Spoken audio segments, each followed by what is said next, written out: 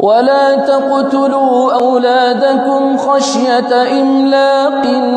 نحن نرزقهم وإياكم إن قتلهم كان خطأ كبيرا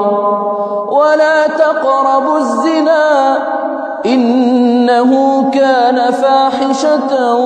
وساء سبيلا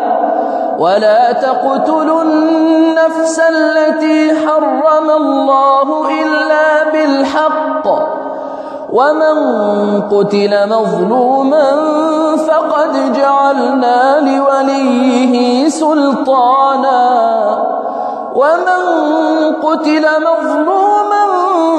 فقد جعلنا لوليه سلطانا فلا يسرف في القتل إنه كان منصورا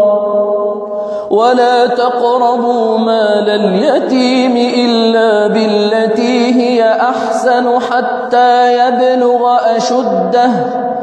وأوفوا بالعهد إن العهد كان مسؤولا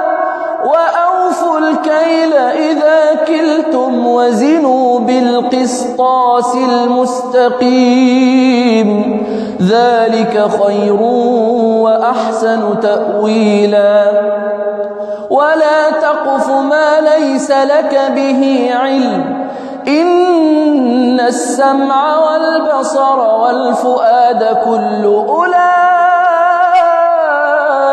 كان عنه مسؤولا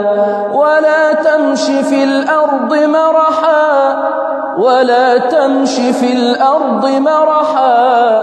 إنك لن تخرق الأرض ولن تبلغ الجبال طولا